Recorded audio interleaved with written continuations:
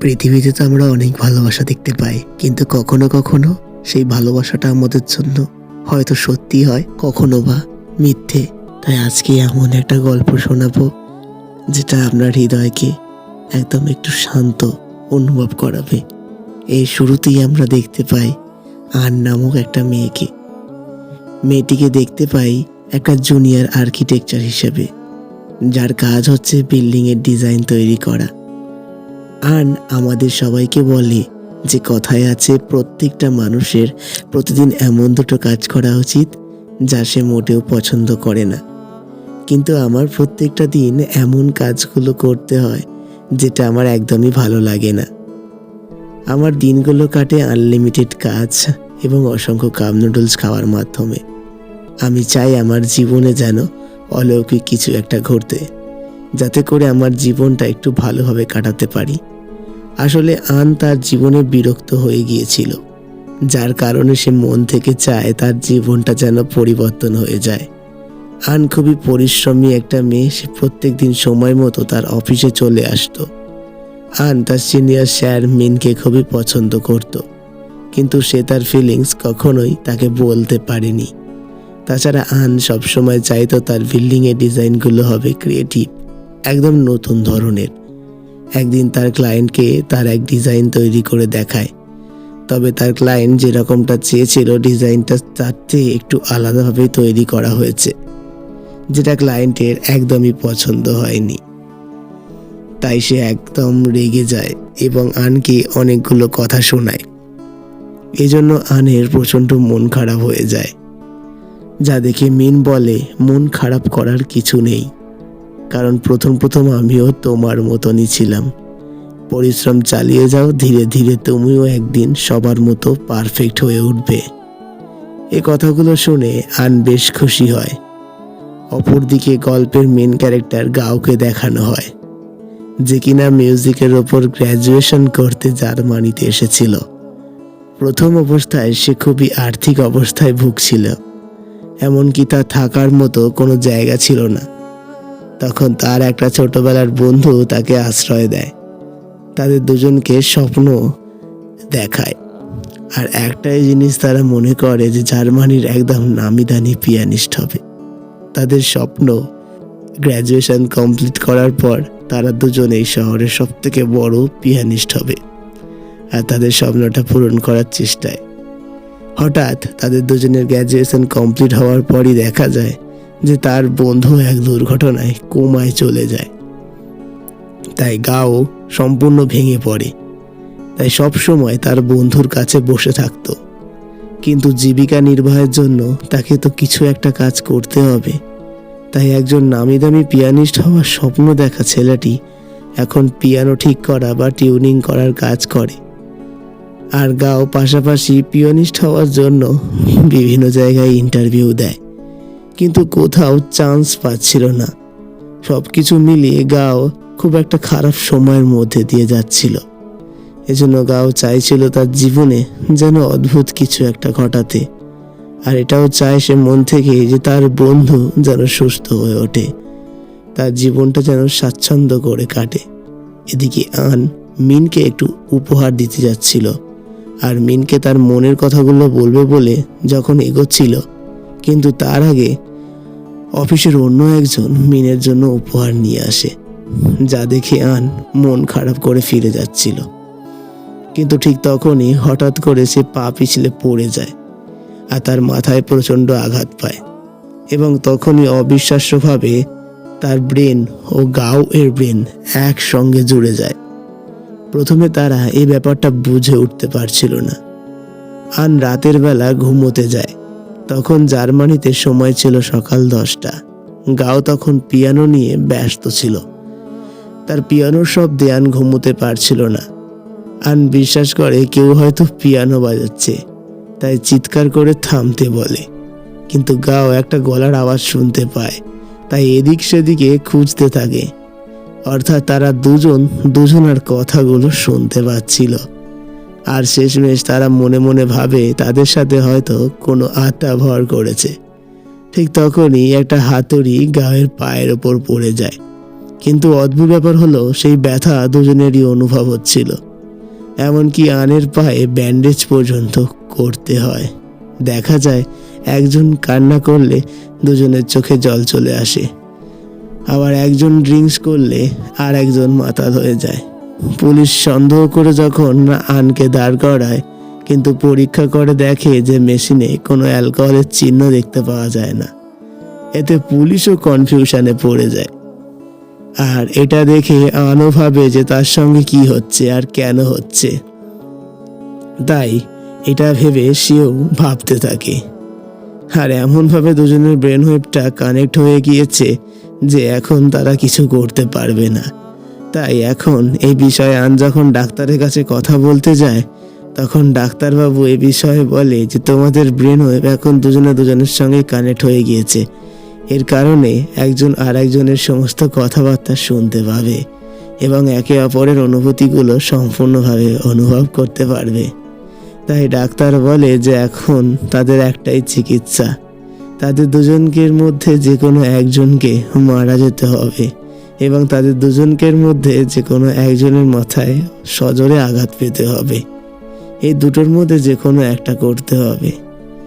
আর খুব ভালোভাবে মনে রাখতে হবে যে তোমাদের শরীরের হাইব্রিড যেন 100-এর নিচে থাকে, কারণ যদি 100-এর ওপরে চলে যায় তাহলে একজনের শরীর একজনের অপরজনের কন্ট্রোলে চলে যাবে।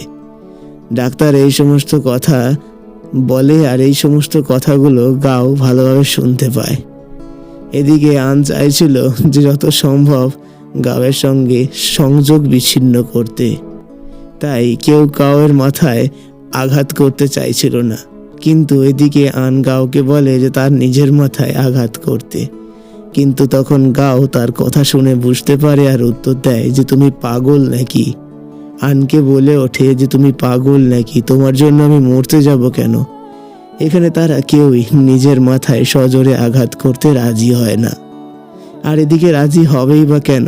কেউ কি জেনে শুনে কোনো কারণ ছাড়া নিজের জীবনটা শেষ করতে চায় নাকি? এখন আর কিছু করার নেই।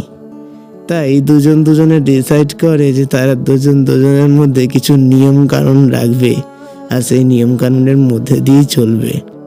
তারা দুজন মিলে কিছু নিয়ম কানুন তৈরিও করে।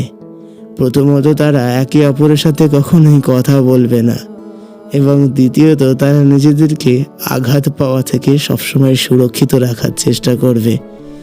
এবং শেষ হচ্ছে তাদের হার্টবিটটা যেন 100-এর ওপরে না যায়, সেদিকে তারা দুজনই খেয়াল রাখবে।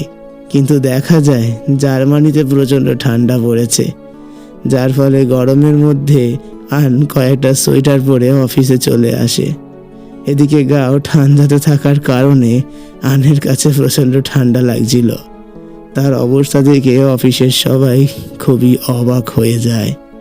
এভাবে তাদের সময় ছিল। আর একদিন প্রেজেন্টেশন দেওয়ার সময় অদ্ভুত আচরণ করতে শুরু করেছিল। আসলে জার্মানিতে প্রচণ্ড ঠান্ডার মধ্যে গাও গোসল করছিল, যার ফলে তার হার্টবিট বেড়ে 100-এর ওপরে চলে যায়। এর জন্য একে অপরের শরীর কন্ট্রোলে নিয়ে নেয়। তাই স্নান করছিল বলে তাই গাওয়ের মতন আচরণ করতে শুরু করে আন। আর এই বিষয় নিয়ে তাদের দুজনে প্রচণ্ড ঝগড়া আরম্ভ হয়। আর তাই তখন গাও তার অ্যাড্রেস আনকে দিয়ে দেয়, বলে আমি জার্মানির এ শহরে থাকি, আমাদের এখানে এত বেশি ঠান্ডা যে যাহার ভিড়, এত ঠান্ডা যে তুমি কোনোদিনও আসতে পারবে না। আর এসব কথা শুনে আন আরও প্রচণ্ড রেগে যায়। তাই যতই ভিড় থাকুক আর যতই ডাহা ভিড় থাকুক আর ঠান্ডা থাকুক, আমি ঠিকই আসবো। এদিকে তারা দুজনের প্রতি বদলা নেওয়ার জন্য অ্যাকুপাঞ্চার থেরাপি নেয় আন। অ্যাকুপাঞ্চার থেরাপি হলো চীনের একটা বিখ্যাত থেরাপি, যেটার মাধ্যমে শরীরে ছোট ছোট ব্যথা সব কিছুর থেকে একটা আলাদা আরাম পাওয়া যায়। তাই এই যখন অ্যাকুপাঞ্চার থেরাপি নিচ্ছিল আন, তখন গাও অনেকটা বিরক্ত ফিল করছিল। আর এখন গাও আনের ওপর প্রতিশোধ নেওয়ার জন্য প্রচুর ঝাল খেতে শুরু করে। কারণ ঝাল খেতে শুরু করার কারণ এটাই যে আনের ঝালের ওপর অ্যালার্জি রয়েছে। তাই গাও এত বেশি ঝাল খাওয়া আরম্ভ করে যে আনের নাক দিয়ে এই অ্যালার্জির কারণে ব্লিডিং শুরু হয়ে যায়। আর এতে তখন আন আরও বেশি রেগে যায়।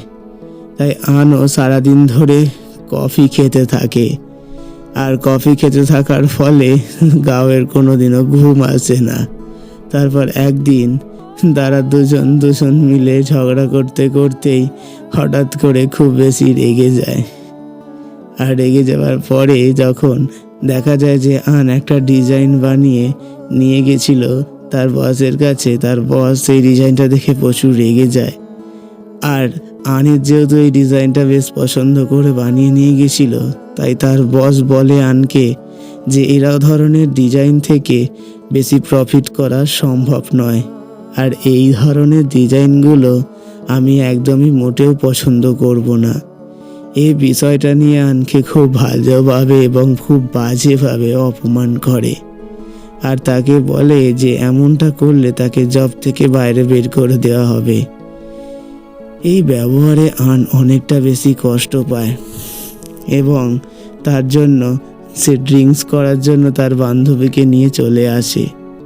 এখানে তার বান্ধবীও তার ডিজাইনটা দেখে বলে এটা খুবই অসাধারণ ছিল।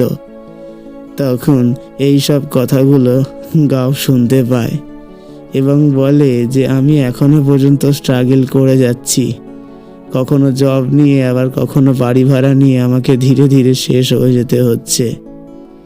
এদিকে এই কথাগুলো গাও ভালোভাবে শুনতে পায়। আর গাও এই কথাগুলো শুনতে পায় আর গাওয়ের মন খুবই খারাপ হয়ে যায়। তাই অন্যদিকে মোটিভেট করতে থাকে তারা তাদেরকে। আর এখানেই তাদের দুজনের কানেকশান আরও বেশি শক্ত হয়। আর এর কারণেই তারা দুজনের বিষয় আরও ভালোভাবে জানতে শুরু করে। যত ভালোভাবে জানতে শুরু করে তত ভালোভাবেই তাদের দুজনের মধ্যে সম্পর্কটা আরও ভালো হতে থাকে। আর ঠিক এভাবেই একদিন দেখা যায় যে আন আর গাওয়ের মধ্যে একটা বড় কোনো সিরিয়াস বিষয় নিয়ে ঝামেলা হয়। আর এই ঝামেলার পর থেকেই গাও আর আন দুজনের থেকে বিচ্ছেদ হয়ে যায়। যার কারণে আন এখন বুঝতে পারে যে গাওয়ের না থাকার কারণে আনের সঙ্গে কি হচ্ছে। কারণ গাও আনকে যথেষ্ট ভালোভাবে দেখভাল করত আর তার খেয়াল রাখার চেষ্টা করত। এদিকে আন বুঝতে পারে যে এখন আসলে মানুষের পরিচয়গুলো কি, অর্থাৎ যারা ভালো ব্যবহার করত এখন তাদের এই খারাপ ব্যবহার আনকে গাওয়ের প্রতি অনেকটা ভালোবাসা জন্ম করে দিয়েছে। এখানে দেখা যায় যে আন গাওকে হারিয়ে ফেলেছে আর গাওকে তন্ন করে খুঁজে বেড়াচ্ছে। আর এখন আন জার্মানির একটা বড় কোম্পানিতে জব পেয়ে যাচ্ছে। অনেকদিন আগে গাও তাকে একটা অ্যাড্রেস দিয়েছিল। সেই অ্যাড্রেস অনুযায়ী আন গাওয়ের বাসায় আসে, কিন্তু গাওয়ের বাড়ির মালিকের কাছে যখন কথা বলে তখন জানতে পারে গাও নাকি মারা গিয়েছে। এটা শুনে আনের মাথায় তো আকাশ ভেঙে পড়ে। সে রাস্তায় একটা বোর্ডের পাশে দাঁড়িয়ে প্রচণ্ড জোরে জোরে কান্না করতে থাকে। এরপর আরও কিছুদিন কেটে যায়। এখন জার্মানির সে কোম্পানিতে আন জব করে, কিন্তু তার একজন কলিগ তাকে একটা বই উপহার দেয় আর বলে এই বইটির সাথে আমার জীবনের অনেক মিল খুঁজে পেয়েছে। তাই সেই বইটি সে পড়তে আরম্ভ করে, অবাকভাবে পড়তে আরম্ভ করতে সে একটা ভবের দুনিয়ায় হারিয়ে গেছিল এবং সে প্রত্যেকটা কথাই যেন তার সঙ্গে অর্থাৎ আন আর গাওয়ের সঙ্গে মিল খুঁজে পায়। এমনকি এই লাইনটাও লেখা আছে যে একদিন আমি আমার প্রিয় বন্ধুকে কুয়ায় চলে যেতে দেখেছি। ওই দিনের পর থেকে আমার সাথে কেউ ছিল না, শুধু একাকিত্বটা ছিল। এরপর হঠাৎ একদিন সেই মেয়েটি আমার লাইফে আসে। ওই দিনটা ছিল আমার জীবনের সবচেয়ে বাজে একটা দিন, কিন্তু আজ সেই দিনটাই আমার কাছে একটা স্বর্ণালী ইতিহাস। ধীরে ধীরে সে আমার ভালো মন্দ সবকিছু জানতে শুরু করে। এক পর্যায়ে এসে সে আমার হৃদয়ে জায়গা করে নেয়। আমি তাকে ভালোবাসতে শুরু করি, কিন্তু আমার অনুভূতিগুলো তার কাছ থেকে লুকিয়ে রেখেছিলাম, কারণ আমি কখনোই চাইনি যে তার সমস্ত পরিশ্রম এবং তার প্রেম আমার জন্য শেষ হয়ে যায়। তাই সব ভালো লাগার জিনিসগুলো সে তার নিজের মধ্যেই রেখে দিয়েছিল, কোনোভাবেই জানতে দেয়নি। আর এভাবেই তার ভালোবাসাটা এখানে অপরিণতভাবে একটা অপূর্ণতাতে রেখেছে। তাই গাও বলে যে আমার ভালোবাসা এখনো বেঁচে আছে, আসলে খুঁজতে গেলে তাকে জার্মানিতে আসতে হবে। এই সব দেখে যখন সে বুঝতে পারে যে আন তার গাঁয়ের বাড়ির মালিক তাকে মিথ্যে কথা বলেছে, সে এখনো মারা যায়নি, সে বেঁচে আছে, তাই সে অন্য এক শহরে ভালোভাবে দণ্ড করে খুঁজতে আরম্ভ করে, কিন্তু তাকে খুঁজে পায় না। আবার সে জার্মানিতেই খুঁজতে আরম্ভ করে। একদিন হঠাৎ করেই তারা দুজন রাস্তার বোর্ডের পাশে দাঁড়িয়ে কান্না করছিল। ঠিক অপর পাশে দাঁড়িয়েছিল গাও, আর এ পাশে দাঁড়িয়ে আছে আন। অনেকটা সময় কেটে যায়, যেন প্রকৃতির এক নতুন পরিহাস দুজনকে মেলানোর। প্রতিষ্ঠিত হয়ে এগিয়ে এসছে দিনটি, একদিকে সে আর একদিকেও। এভাবেই একটা পিয়ানো ক্লাবে এসে যায় তারা দুজনে। সেখানে কেউ একজন পিয়ানো প্লে করছে, আর এটা গাওয়েরই কম্পোজ করা একটা মিউজিক, যেটা গাওয়ের একদমই প্রিয় আর শোনা। এটা যখন প্লে হচ্ছিল তখন গাও এটা শুনে বুঝতে পারে যে এটা আর কেউ নয়, এই মেয়েটি আন হতে পারে। দেখতে পায় যে সে ওই গ্লাভসটি পরে আবার সেই টেবিলের ওপর বসে ধীরে ধীরে তার প্রিয় টিউনিংটাকে প্লে করে যাচ্ছে। আর এখানে দেখা যায় যে তারা দুজনের ওপর লিখে আছে। তাদের দুজনের লেখাটা বারবার লিখে থাকার কারণে তারা দুজন আজকে এক হয়ে যায়। সে বলে যে আমি একটা ভালো পিয়ানিস্ট নাও হতে পারলেও ভালোবাসার মানুষকে নিজের কাছ থেকে হারাতে দিতে পারবো না। আর এটাও বলে যে এটা 0.1% একটা মানুষ, যে কিনা সারা বিশ্বের জুড়েও কোনো জায়গায় পাওয়া যাবে না, অর্থাৎ তারই নাম ভালোবাসার মানুষ। এভাবে তারা দুজন মিলে এক হয়ে যায়, আর তারা বুঝতে পারে যে ভালোবাসা থেকে যদি কেউ কখনো তার জায়গা সরিয়ে নেয় তাহলে কষ্টটা ঠিক কত রূপ হয়। আর এখানেই এদের গল্পটা শেষ হয়ে যায়।